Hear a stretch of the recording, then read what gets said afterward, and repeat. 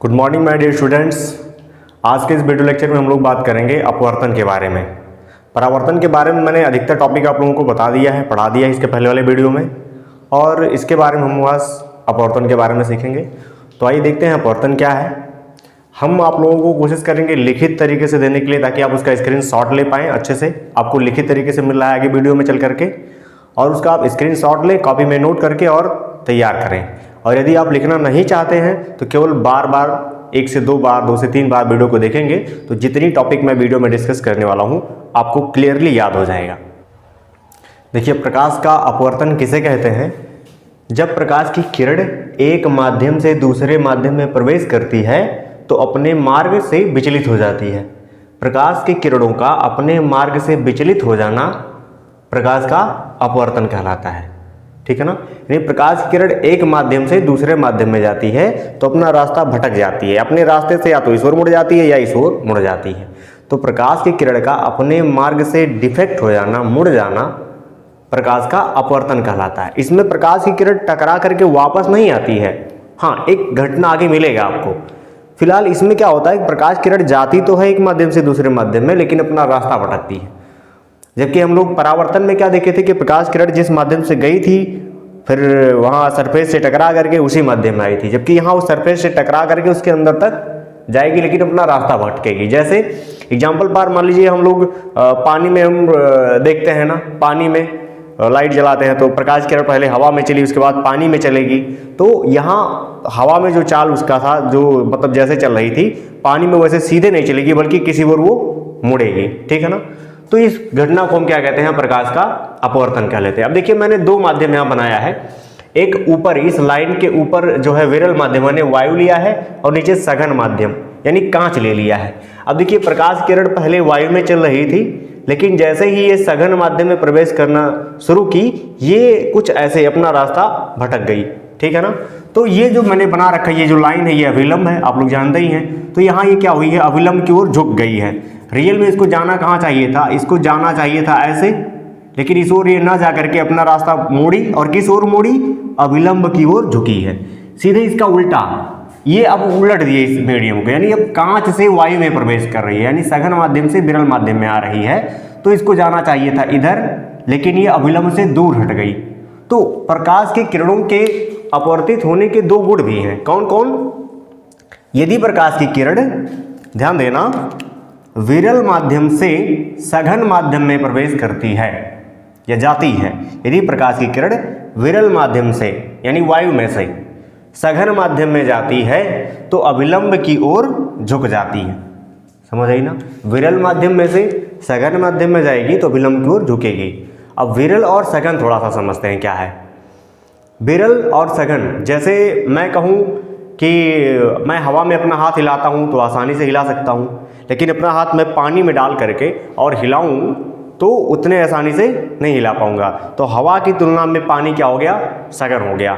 ऐसे पानी की तुलना में कांच सघन है, क्योंकि कांच में तो हम हाथ डाल ही नहीं पाएंगे। समझ आई ना?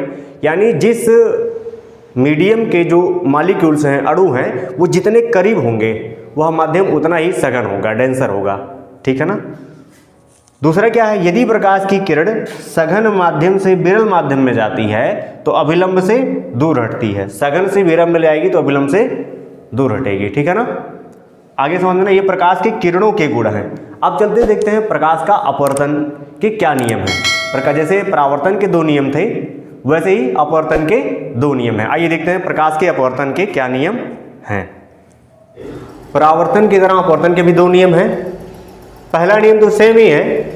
क्या है? आपतित किरण, यानी ये आपतित किरण, अपवर्तित किरण तथा आपतन बिंदु पर अविलंब तीनों एक ही तल में होते हैं। आपतित किरण, अपवर्तित किरण तथा आपतन बिंदु पर अविलंब तीनों एक ही तल में होते हैं, यानी इसी बोर्ड के तल में हैं। ठीक। अब दूसरा क्या है? दूसरा नियम यह है, इस दूसरे नियम को हम स्नेल का नियम भी कहते हैं। ठीक है ना? स्नेल का नियम भी कहते हैं दूसरे नियम को। अपवर्तन के दूसरे नियम को स्नेल का नियम भी कहा जाता है। वो क्या है? किन्हीं 2 माध्यमों के लिए, यानी माध्यम दोनों अलग अलग होने चाहिए, तथा एक ही रंग के प्रकाश के लिए, यानी इसमें जो प्रकाश की किरण डाली जाए वो एक ही रंग की हो, 2 कलर की ना हो। आपतन कोण की जा यानी साइन आई, तथा अपवर्तन कोण की ज्या यानी साइन आर का अनुपात एक नियतांक होता है, ठीक है ना। अनुपात यानी साइन आई बटे साइन आर का अनुपात एक नियतांक होता है, इसे ही स्नेल का नियम कहते हैं, ठीक है ना। यानी साइन आई बटे साइन आर इक्वल टू नियतांक, ठीक है ना, इसे ही स्नेल का नियम कहते हैं। जहां n क्या है, यानी नियतांक को n से प्रदर्शित करते हैं, जहां n प्रथम माध्यम के सापेक्ष दूसरे माध्यम का अपवर्तनांक है। समझ आई ना बात? दोनों नियम समझ में आना, अपवर्तन के दोनों नियम। पहला नियम क्या है, जो परावर्तन का नियम है वही अपवर्तन का नियम भी है, लेकिन वहां परावर्तन की जगह पे वहां हम परावर्तित किरण कहते थे, यहाँ अपवर्तित किरण कहेंगे, ठीक है ना। यानी अपवर्तित किरण, आपतन तथा परावर्तित किरण और आपतन बिंदु पर अभिलंब तीनों एक ही तल पे होते हैं। दूसरा नियम, किन्हीं दो माध्यमों के लिए तथा एक ही रंग के प्रकाश के लिए आपतन कोण की ज्या तथा अपवर्तन कोण की ज्या का अनुपात एक नियतांक होता है, जिसे स्नेल का नियम कहते हैं, ठीक है ना। स्क्रीनशॉट लीजिए और नोट करिए इसको। अपवर्तनांक तथा प्रकाश की चाल में संबंध। अपवर्तनांक मतलब n और प्रकाश की चाल में क्या संबंध होता है। तो अपवर्तनांक किसे कहते हैं भाई, ठीक है ना। अपवर्तनांक क्या होता है, किसी माध्यम का निरपेक्ष अपवर्तनांक निर्वात में प्रकाश की चाल तथा उस माध्यम में प्रकाश की चाल के अनुपात के बराबर होता है। यानी n, अब अपवर्तनांक क्या होता है, ये वायु में प्रकाश की चाल तथा जिस माध्यम का निकालना चाहते हैं उस माध्यम में प्रकाश की चाल के अनुपात के बराबर होता है। यानी किसी माध्यम का निरपेक्ष अपवर्तनांक निर्वात में प्रकाश की चाल बटे उस माध्यम में प्रकाश की चाल। अब निरपेक्ष अपवर्तनांक को n से प्रदर्शित करते हैं और निर्वात में प्रकाश की चाल को c से तथा किसी माध्यम में प्रकाश की चाल को v से प्रदर्शित करेंगे। अर्थात अगर मैं कहना चाहूं कि वायु के सापेक्ष कांच का अपवर्तनांक, ठीक है ना, यानी वायु के सापेक्ष कांच का अपवर्तनांक, यानी वायु से और कांच में प्रकाश जा रही हो, प्रकाश की किरण जा रही हो, तो वायु के सापेक्ष कांच का अपवर्तनांक, जिसको ANG लिखेंगे, वायु के सापेक्ष कांच का अपवर्तनांक, तो वायु में प्रकाश की चाल बटे कांच में प्रकाश की चाल कर देंगे, तो जो मान आएगा उसको हम क्या कहेंगे, कांच में प्रकाश की चाल जो रहेगी और वायु में प्रकाश की चाल के अनुपात को हम क्या कहेंगे, निरपेक्ष अपवर्तनांक, यानी उसको ANG से हम प्रदर्शित करेंगे। और आपको पता होगा ना, वायु में प्रकाश की चाल कितनी होती है, c 3 × 10⁸ मीटर पर सेकेंड। समझ आई ना। तो आगे बस और चलते हैं, नेक्स्ट टॉपिक क्या हो, ये आपको समझ में आई कि नहीं आई, ध्यान देना। ये अभी हम लोगों को फार्मूले के तौर पे जब हम लोग सवाल सॉल्व करेंगे ना, तो ये सारे फार्मूले आपको यूज करने पड़ेंगे, और ये जो टॉपिक्स है आपके 11th 12th वालों के लिए तो काफ़ी इंपॉर्टेंट है, ठीक है ना। चलिए नेक्स्ट टॉपिक पे चलते हैं हम लोग, क्या है नेक्स्ट पॉइंट में हम ये देखते हैं कि क्रांतिक कोण और पूर्ण आंतरिक परावर्तन क्या होता है, यानी क्रिटिकल एंगल और टोटल इनर्शियल रिफ्रैक्शन क्या होता है। समझना बहुत ध्यान से। पहले तो यहाँ देखिए, जब प्रकाश की किरण सघन माध्यम से विरल माध्यम में जाती है, तो सघन माध्यम में बना वह आपतन कोण जिसके लिए विरल माध्यम में अपवर्तन कोण 90 डिग्री हो जाता है, क्रांतिक कोण कहलाता है। इसे c से प्रदर्शित करते हैं। देखिएगा यहाँ पहले ध्यान देना, यहाँ एक आपतित किरण आई, ठीक, और ये परावर्तित हुई, तो ये आपतन कोण आई रहा, ये परावर्तन कोण आ रहा। अब ये परावर्तन कोण, चूंकि देखिए ये सघन माध्यम है और सघन माध्यम से विरल माध्यम में प्रकाश की किरण जा रही है, तो ये क्या करेगी, अभिलंब से दूर हटेगी। जाना इसको ऐसे चाहिए था नीचे की ओर, लेकिन ये हट गई। अब यहाँ कुछ एक चीज़ डिपेंड करता है कि ये जो आपतन कोण है इसको हम घटाएं या बढ़ाएं, तो ये किरण को है जो है वो इस लाइन पे भी जा सकती है। तो यहाँ कोई ऐसा कोण बना, यहाँ कोई ऐसा आपतन कोण बना जिसके लिए जो परावर्तित किरण थी, अपवर्तित किरण थी, वो इस रेखा पर चली गई, ठीक है ना तो इस माध्यम में गई, नहीं नीचे वाले माध्यम में गई, बल्कि दोनों के कंटेक्ट सतह पर ही चली गई, ठीक है ना। तो यही वो स्थिति है पूर्ण आंतरिक परावर्तन की स्थिति, ठीक है ना, जिसको लिए हम क्रांतिक कोण इसको कहते हैं। यानी इसमें पहले माध्यम में, यानी जब प्रकाश की किरण सघन माध्यम से विरल माध्यम में जाती है, तो सघन माध्यम में बना हुआ कोण, ये सघन माध्यम है ना, क्योंकि ऊपर हमने क्या लिया है, कांच, ठीक है ना, और ये नीचे है वायु। तो सघन माध्यम में बना वह आपतन कोण जिसके लिए विरल माध्यम में बना अपवर्तन कोण का मान 90 डिग्री हो जाता है, उसको हम क्या कहते हैं, ऐसे कोण को हम क्रिटिकल एंगल कहते हैं, यानी क्रांतिक कोण कहते हैं। किसको, इसी I को। जब I = C हो जाता है, तब इसी I को हम क्या कह देते हैं, क्रांतिक कोण कहते हैं। समझ आई ना बात, डेफिनेशन याद हो गया है। जब प्रकाश की किरण सघन माध्यम से विरल माध्यम में प्रवेश करती है तो सघन माध्यम में बना वह आपतन कोण जिसके लिए विरल माध्यम में बना अपवर्तन कोण का मान 90 अंश हो जाता है, इसे हम क्या कहते हैं, क्रांतिक कोण कहते हैं। और इसको हम सी से प्रदर्शित करते हैं, तो इस वाले कोण को हम क्रांतिक कोण कहते हैं। ठीक, अब पूर्ण आंतरिक परावर्तन क्या होता है? पूर्ण आंतरिक परावर्तन का मतलब, अब अगर हम इस आई को थोड़ा सा और बढ़ाएं तो ये क्या करती है, इस माध्यम यानी ये थोड़ा सा और ऊपर आ जाती है, ठीक है ना, यानी वह दूसरे माध्यम में ना जाकर के पहले माध्यम में ही वापस लौट आती है। देखिए इसको थोड़ा सा और बढ़ाया गया है तो नीचे वाले ना जाकर के ऊपर निकल आई है, तो इस घटना को कहेंगे हम पूर्ण आंतरिक परावर्तन। यहाँ ये क्रांतिक कोण वाला है, ठीक है ना, यहाँ क्रांतिक कोण समझो बन रहा है, ठीक, और यहाँ पूर्ण आंतरिक परावर्तन हो रहा है, पूर्ण आंतरिक परावर्तन, ठीक है ना, पूर्ण आंतरिक परावर्तन हो रहा है। देखिए उस अवस्था में, कब, जब ये क्रांतिक कोण बनता है तब, बन जाने के बाद उस अवस्था में यदि आपतन कोण बढ़ाया जाए यानी इसको और बड़ा करें तो प्रकाश विरल माध्यम में न जा करके उसी माध्यम में लौट आता है, यानी विरल माध्यम में नहीं जाकर के उसी माध्यम में लौट आता है। इस घटना को पूर्ण आंतरिक परावर्तन कहते हैं, ठीक है ना, समझ आई। इस घटना को हम क्या कहते हैं, पूर्ण आंतरिक परावर्तन कहते हैं।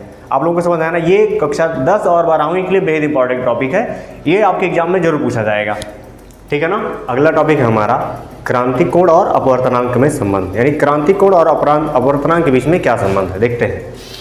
यदि प्रकाश की किरण सघन से विरल माध्यम में जाती है अर्थात कांच से वायु में जाती है तो कांच के सापेक्ष वायु का अपवर्तनांक, कांच के सापेक्ष वायु का, समझिए ये क्यों लिखते हैं, प्रकाश की किरण कहाँ से आ रही है, विरल माध्यम में जाती है, सघन माध्यम से विरल माध्यम में जाती है, सघन माध्यम से विरल माध्यम यानी कांच से वायु में जाती है, तो क्या लिखेंगे, इसमें लिखेंगे हम कांच के सापेक्ष वायु का अपवर्तनांक, अर्थात कांच से वायु में जाती है तो कांच के सापेक्ष वायु के अपवर्तनांक को इस तरह से लिखेंगे, कांच के सापेक्ष वायु का अपवर्तनांक, GNA का मतलब कांच के सापेक्ष वायु का अपवर्तनांक।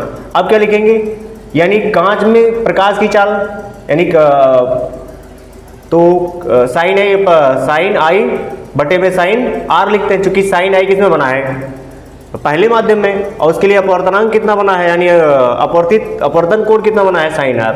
तो ये हम लोग पहले लिखे थे, अपवर्तन का जो नियम था द्वितीय नियम, ठीक है ना। अब याद करो, हमने एक कंडीशन लिया कि जब हम ऐसे करें कि जब आपतन कोण आई क्रांतिक कोण हो जाता है तो आर जो है 90 डिग्री हो जाता है। हमने पहले देखा था कि यहाँ आपतन कोण जब ऐसा बनाए यानी सी बन जाता था तो ये कितना हो गया था, ये 90 डिग्री बन गया था, यानी आई इज इक्वल्स टू जब सी हो गया था तो आर इज इक्वल्स टू कितना हो गया था, 90 डिग्री।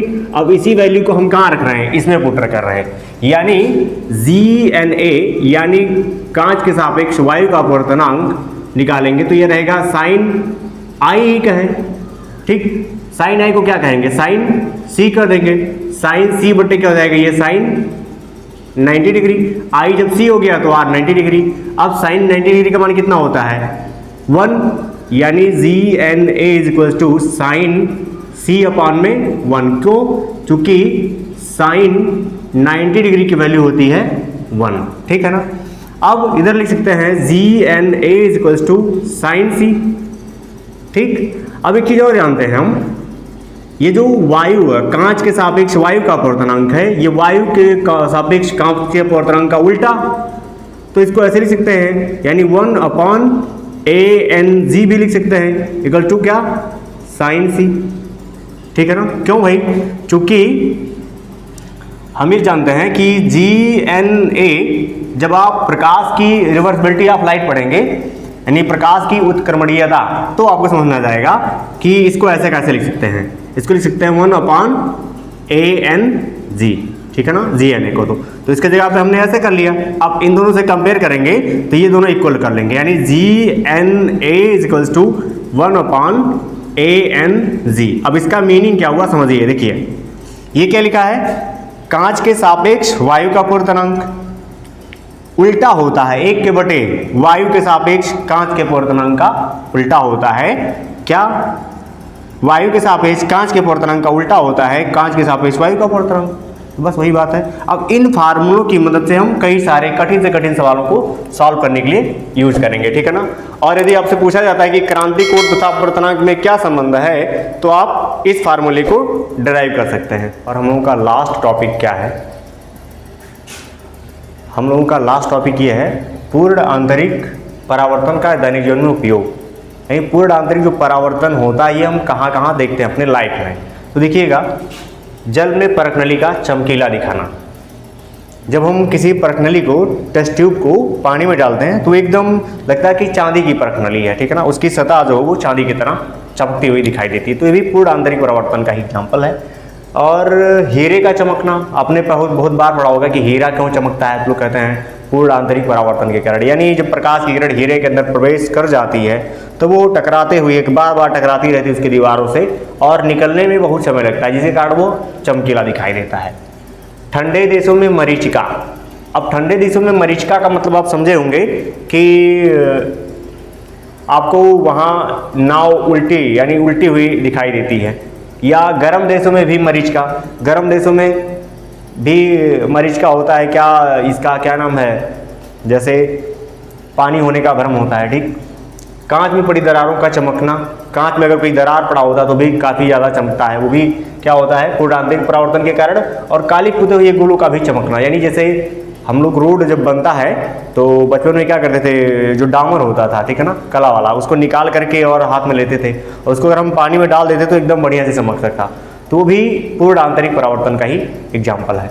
आई होप आप लोगों को वीडियो समझ में आया होगा। यदि नहीं समझ में आया तो उसको वीडियो को दोबारा देखिए। जितने भी टॉपिक मैंने आप लोगों से डिस्कस किए हैं वो आपके 10th के लिए भी काफ़ी इंपॉर्टेंट है और 12th के लिए भी बेहद इंपॉर्टेंट है, ठीक है ना। जय हिंद।